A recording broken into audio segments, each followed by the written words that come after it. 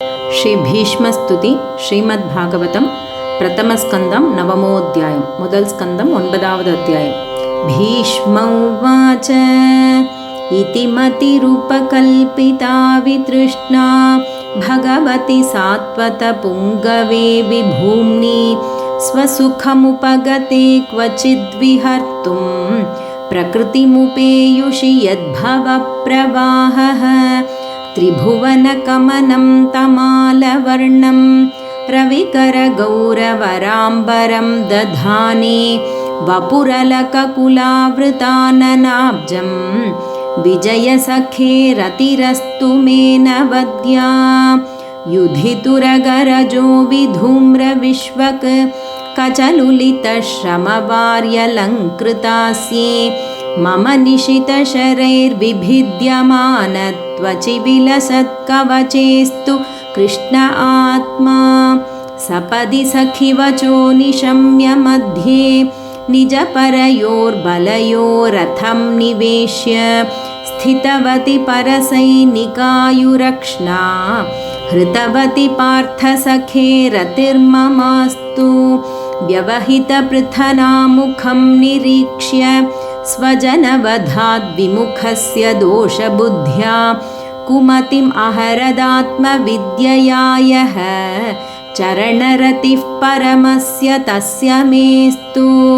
స్వనిగమం అపహాయ మత్ప్రతిజ్ఞాం ఋతమధికర్తుమవప్లుతో రథస్థః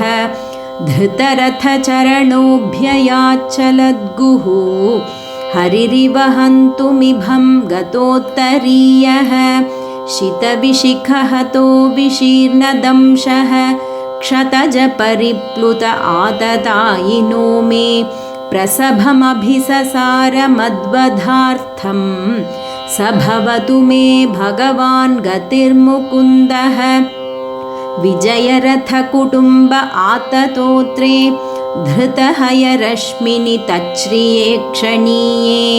भगवति रतिरस्तु मे मुमूर्षोः यमिह निरीक्ष्य हताः गताः स्वरूपं ललितगतिविलासवल्गुहास प्रणयनिरीक्षणकल्पितोरुमानाः कृतमनुकृतवत्य उन्मदान्धाः प्रकृतिमगन् किल यस्य गोपवध्वः मुनिगणनृपवर्यसङ्कुलेन्तः सदसि युधिष्ठिरराजसूय येषाम्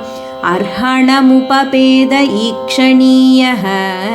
मम दृशि गोचर एष आविरात्मा तमिमम् अहमजं शरीरभाजां हृदि हृदि दिष्टितम् आत्मकल्पितानां प्रतिदृशमिव नैकधार्कमेकं समधिगतोऽस्मि विधूतभेदमोहः. सूत उवाच कृष्ण एवं भगवति मनोवाक्दृष्टिवृत्तिभिः आत्मन्यात्मानमावेश्य सोऽन्तश्वास उपारमत्. इति श्रीभीष्मस्तुतिसमाप्तम्.